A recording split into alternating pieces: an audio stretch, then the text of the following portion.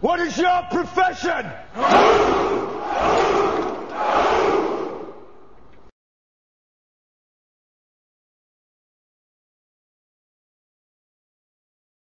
Hey guys, welcome back to my YouTube channel. I will be explaining you the Dagger pistol build right now. I will just quickly go over it, show you some combos, because I just tried to make the Dagger pistol build guide right now, and it took me like 48 minutes to really explain everything. So I'm gonna just stick with the basics for now and show you some combos and explain everything a bit fast. So yeah, there we go. So basically, we're gonna use the dagger and the pistol with the short bow. You will be using the sigil of air and the sigil of fire, with the sigil of fire and the sigil of air as well on the short bow. You will be using the rune of the pirate for the parrot, which is still pretty strong. This rune is basically, in my opinion, the best to use as a dagger pistol thief.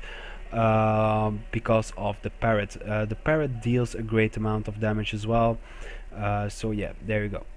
For the berserker amulet, well, we're gonna need the precision, the power as well, for the great amount of DPS when we're doing the backstabs.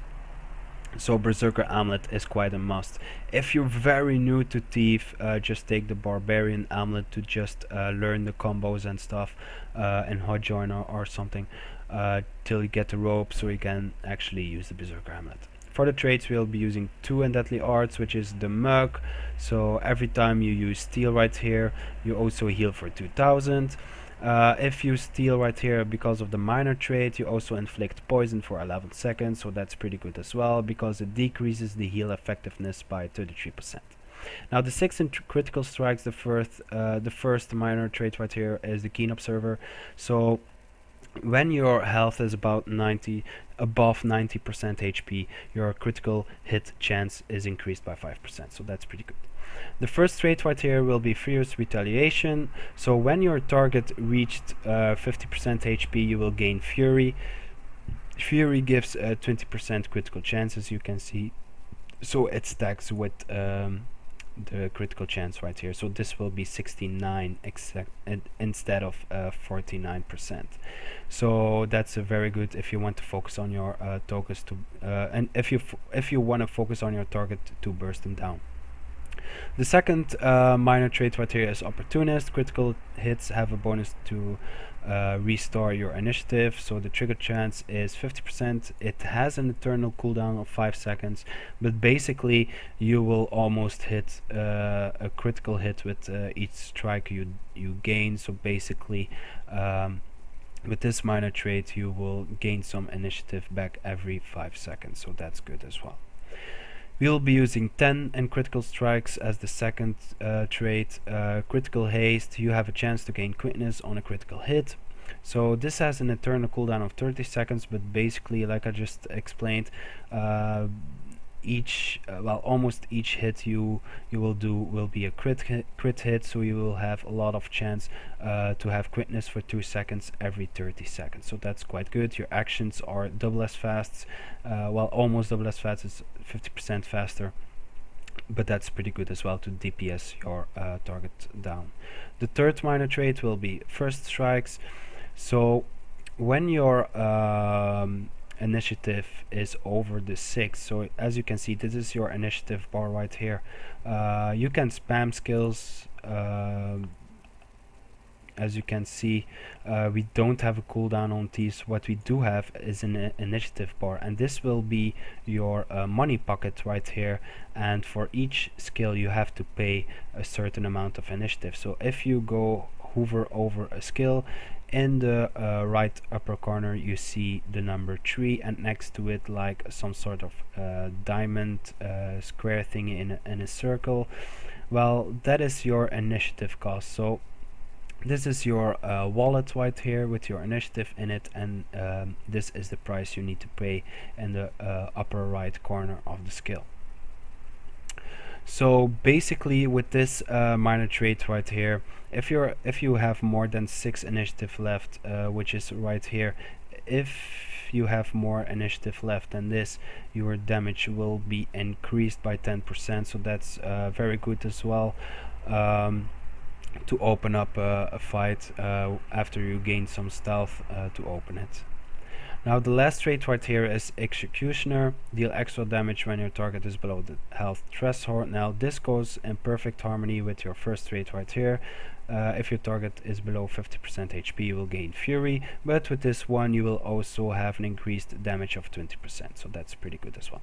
For Trickery we will be using right here the Kleptomanic. So each time you steal right here you will gain 2 initiative back, so that's pretty good. We will be using 5 and Trickery, Thrill of the Crime. So when you steal, you and all nearby allies gain Fury, Might and Swiftness for 10 seconds. So basically if your allies are in a radius of 260 around you, they will gain the same buffs you will have, which is Fury, Might and Swiftness each time you use steal. So if I can even use it without targeting anyone. As you can see, I will have Swiftness, Fury and Might. That's pretty good if you want to start a TPVP match and you need some Swiftness and you're using this build, because it doesn't have Swiftness on the dodge like the Sword Dagger Thief does. So you can just activate the steal without targeting anyone to have some Swiftness. So yeah. Preparedness, increase the maximum initiative by 3, so that just means that your wallet is expanded by 3 more initiatives. So normally you only have initiative until here if you don't have this trait, but with this trait you got 3 more initiative. Hang on, someone is whispering me. Recording, okay. So basically with this you expand your wallet by 3 more initiatives, so that's pretty good. Now for the second trait in Trickery we will be using 7, which is Bountiful Theft.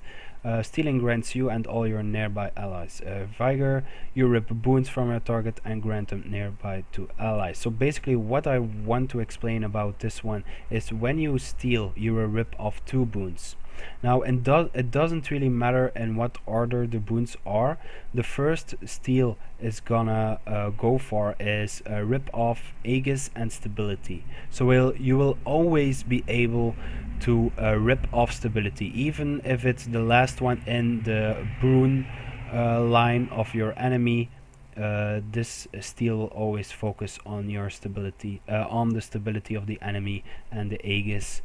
I don't know the exact order of the other boons, but basically Aegis and Stability are the 2 first ones. So if you want to burst down a Guardian with your team, you can just rip off his Stability as well.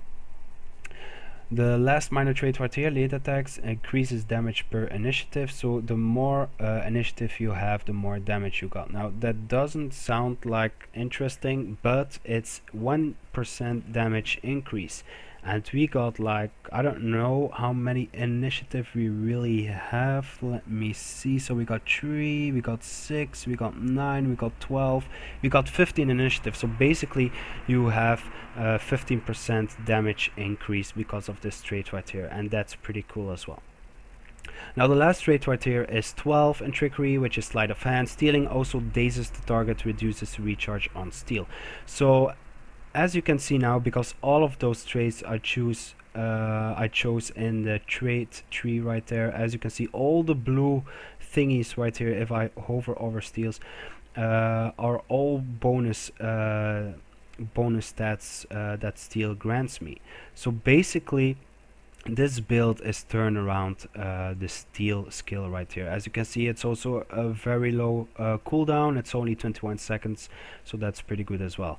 What I do want to explain yet again is, as you can see, as I just told you before, it rips off 2 boons, but it also dazes. So let's say you see a Guardian in front of you with Aegis and Stability. Steal works in 3 steps, and let me quickly explain those 3 steps. The first it does is teleport you to the enemy. That's the first thing it does. It instant teleports you to the enemy.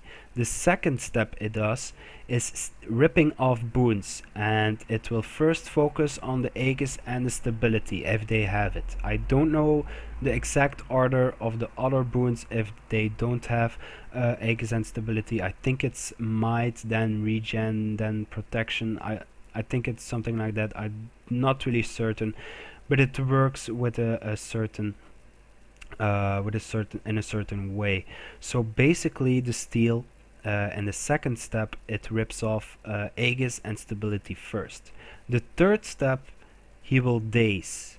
So again, the first step is instant teleport, the second step is rip off boons, let's say Aegis and stability, and the third step will be daze. So basically, with steel alone, you're able to daze a target while he had stability. Because you will be able to steal, well, rip off stability and Aegis, and afterwards steel will daze the target. So it doesn't matter if they got stability or Aegis, don't be afraid to use steel, they will get dazed nonetheless. So really, you really should acknowledge that. You really should remember this. So you don't need to be afraid if the target has stability. You can rip it off and afterwards it will daze. But it goes so fast you never see those steps. It's instantly. But since I'm getting really experienced with Thief, well, most of all with the sword dagger build, it doesn't matter what weapons are you using. But as you can see, if I press steel now, it's an instant teleport and it dazes. But it does all the 3 steps in one simple button actually. So you, again, you don't need to be afraid to use this skill even if the enemy has Aegis and stability. What you do need to know is if you're fighting a warrior with a shield, if you're fighting a guardian with offhand focus 5, they can block your steel. So the actual blocking skills can still block your steel. So let's say shield 5 on warrior blocks all incoming attacks for, I don't know, 3 seconds or something. The focus 5 on guardian blocks all next 3 incoming attacks. So that's the time you don't want to use steel yet. So if you use steel, then it will just fail. You won't be able to cause any damage or whatsoever. So just wait till they stop the blocking. So that's something that's very important you need to know about steel. For the utilities, we're going to be using withdraw. Some others are using the hide and shadows healing, but I still prefer having withdraw because it you roll back with a decent amount of range. It also cures immobilize, chilled and crippled, and has also a dodge or evade window of 3/4 of a second. So basically this is your healing right here. That is my favorite healing. There is also this other healing right here, hide and shadows, but first of all, it doesn't cure immobilize. So once you get immobilized and you use this skill, the enemy will still know you're there and it will just keep DPSing on you while you're just stuck in there. So I really prefer withdraw, so you're able to roll back to gain some distance, but also to cure immobilize, chilled and crippled. Also notice the cooldown, guys. The cooldown on withdraw is only 15 seconds while this one is 30 seconds. As you can see, the healing ain't that much of a difference. Hide of Shadows does give an extra 520 heal through the 4 seconds of regen, and it also gives stealth, but it doesn't really matter. If you're stuck, the enemy will still know where you are. So yeah. For the second utility, we'll be using the Infiltrator Signet, which is exactly the same as Steel when it comes to teleport. It's an instant teleport, so if you're doing a skill, you can just instant teleport back to your target. If you want to see that in action, just check my Sword Dagger Thief guide, which is on my channel as well. But I will, at the end of this video, I will also show combos with Steel, what an instant teleport actually really does. Shadow Step is a really known utility right here for the thieves. As you can see, I can just choose where I want to Shadow Step. It's a stun breaker as well, so let's say I'm stunned, I can just teleport to here, and then I have like 10 seconds to turn back to my original place, so I can just DPS and just go back right before it ends. The last utility right here is Shadow Refuge. As you can see, it's a very famous thief skill as well. What I do have to say is you have to stay inside. Once you go out, you will have the stealth debuff, so you can stealth for about 3 to 4 seconds. So you really need to stay in the animation of the refuge. Now the Basilisk Venom, it's a very obvious skill as well. It makes the target goes in stone for 1.5 seconds. I mean, all of you might have seen this skill or experienced it for yourself. So as you can see, the target changes to stone. So yeah, that's basically it. So that's for the utilities. Now for the attacks, I'm gonna quickly explain the attacks and later some combos you can do. So first of all, the auto attack on Dagger is pretty strong. It's really underestimated. What I like to do is keep auto attacking instead of spamming 2 all the time, because you see that a lot. If you see a thief constantly hard spam like this and keep doing it, that means they're really new to thief. The best thing you can do is if you want to get to your target, is use 3, because it's a teleport. It's not instant, so you can't really combo with another skill, and this counts as a teleport, and it also blinds, as you can see. It's a very good skill to close some range right there, because this build has mostly need to go in melee range, as you can see. So basically the auto attack, the Dagger 1 here actually is pretty strong, because as you can see, if you keep auto attacking, the third step of the auto attack is slow to strike, so you also apply a 4.5 poison. So that's pretty good, but I'm gonna show you how to utilize this a bit better. So the Heartseeker, that's one of the most well-known skills across the whole game. Everyone knows it. As you can see, this is the animation. A lot of new thieves are just spamming Heartseeker in order, well, to try to kill their target, but mostly they fail and they die because they ran out of initiative. Now basically what you need to do with the Heartseeker is read the description. As you can see, it leaps and strikes towards your foe, okay, but the second line is much more important. The less health your target has, the more damage you cause. So if the target is above 50% HP, your damage will be 751. If your target is below the 50% HP, it will be 1.1k, and if your target is below the 25% HP, it will be 1.5k. So what I advise you all is just spam Heartseeker. Well, at least do some Heartseekers when your target is below the 25%, not sooner. Only use your Heartseeker sooner if you wanna go in stealth with this one, but I will show you that later, or when your target is below the 25%. You don't want to use this to close some range, just use this one, or use Steel or the Signet or the Shadow Stab. I don't care, but don't waste your initiative like that by spamming a Heartseeker too, because that's a mistake a lot of new thieves do. Now the third one, like I explained, is a teleport. 900 range is pretty far. It also blinds. Yeah, so it's a pretty strong teleport right here. It offers you the chance to blind the target while also be in melee range, so that's pretty strong as well. Now for the fourth one right here is headshot. I don't use that often. I do advise you guys, if you really want to utilize the skill, I advise you to at least play the classes as well you suck against. So you got to know their weaknesses, you got to know their healing animation, their attack animations, their rotations. So basically I can use the shot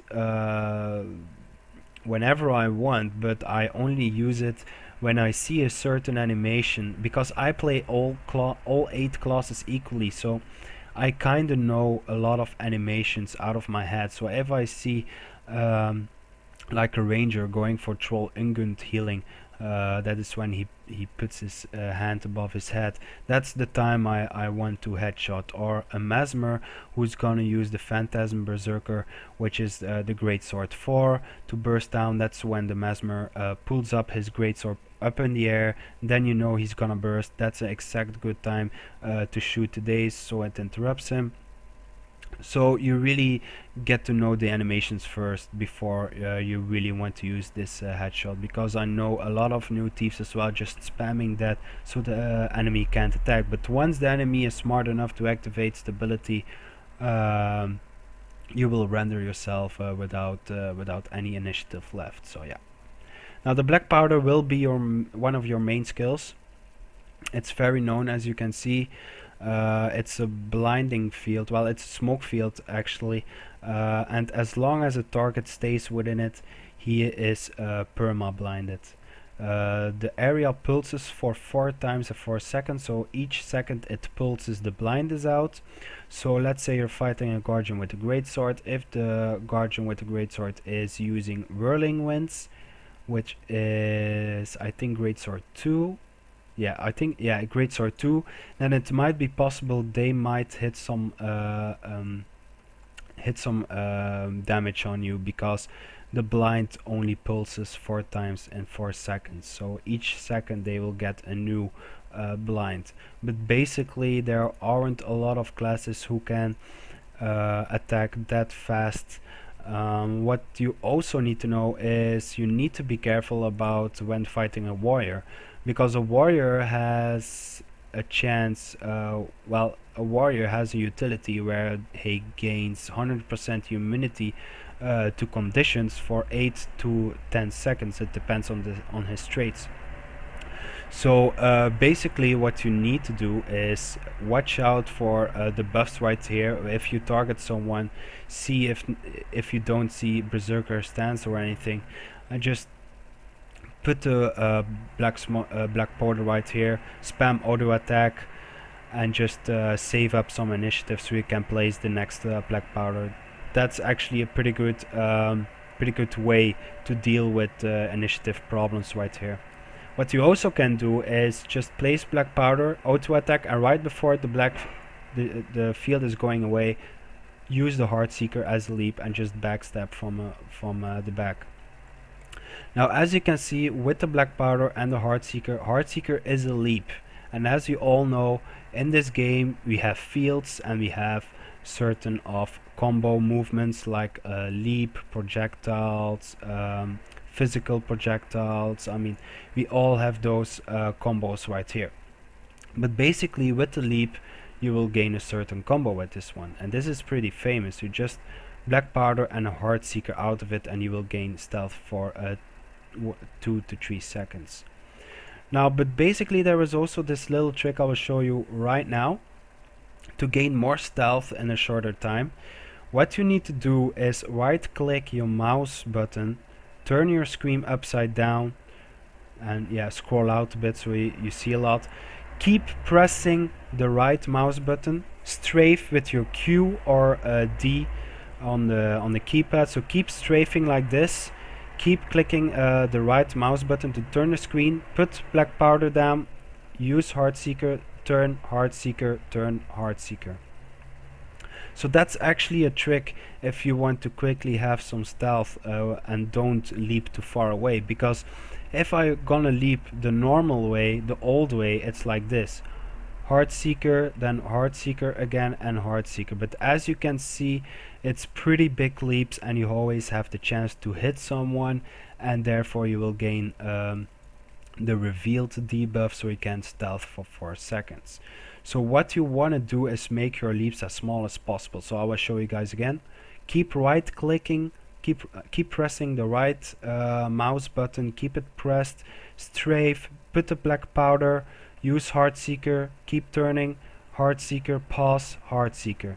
So between each Heartseeker you want to pause, at least pause for half a second, because if you spam Heartseeker right after each other, you will just leap towards somewhere else. So I'm gonna show you that. If you're gonna spam Heartseeker, as you can see, you will just leap too far away.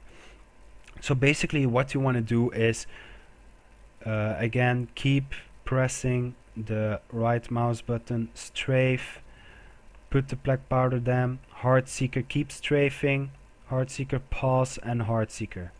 So the leaps are very small right now, so that's a little trick I want you guys to know. Not a lot of thieves know that, maybe very maybe all experienced thieves does, but I still encounter everyday people who are asking me how I'm able to make some small leaps right here. So basically that was the trick I'm using. Now for the other combos you might want to use with steel, because it's an instant teleport. It might be useful to put the black powder down and then use Heartseeker and steel. As you can see, it teleports my skill with the damage to the target, and I will gain stealth, and I will be able to turn around the target and just backstab him from behind. Because as you can see in the auto attack, if I get out of combat at least, yeah, okay, in the auto attack the last one is backstab. So stealth attack, attack your foe from the shadows, striking for double damage if you hit him from behind. So that's a pretty strong skill right there. What you want to do as most, if you're in stealth, get behind the enemy and just use one. So I will go in stealth now and use one. As you can see, 4.4k damage right there. I will use it again. Stealth, go to the other one, 5k damage right there. So that's pretty good as well. I will go to the next one. Almost 5.2k. So as you can see, backstab is pretty strong, and that's what this build is all around for the backstabs right here. For the short bow there are some combos as well with the fields. You got let me go out, well, doesn't matter. You got the poison field right here, and you got the blast finisher right here. So first of all, what you might want to do if you change to short bow for whatever reason to gain some distance or stuff, put the poison field down and blast it with 2, so the target not only gains poison but also weakness, which is pretty strong. If you don't know what weakness is, just look it up on Guild Wars 2 wiki and just type in weakness, the condition, and you will see what weakness actually does. It's a very underestimated condition. Now the second combo, well, it's not really a combo, but when you're in stealth, let's say from Dagger pistol, and you want to immobilize your foe, that's possible. So I will use refuge now for stealth. But you don't really need to use refuge in a game to use stealth. But basically the auto attack of short bow in stealth immobilizes the target for 2.5 seconds. So that gives a perfect opportunity to poison your foe and afterwards DPS them, because with the poison it decreases their healing effect by 33%. So I think I managed to say everything. What I do want to mention again is don't waste your initiative by spamming 2 all the time. Just put a black powder near to the enemy, and right before it's over, Heartseeker so you gain stealth, gain behind them, backstab them, place the black smoke again, and do the same again. That's the same rotation. That's the best rotation in my experience to use all the time. Now I know it's not that easy, but that's why you really need to train it on the golems first, then afterwards on the NPCs, and then afterwards on in Hot Join or Solar Arena, doesn't really matter. So yeah, that's it for all.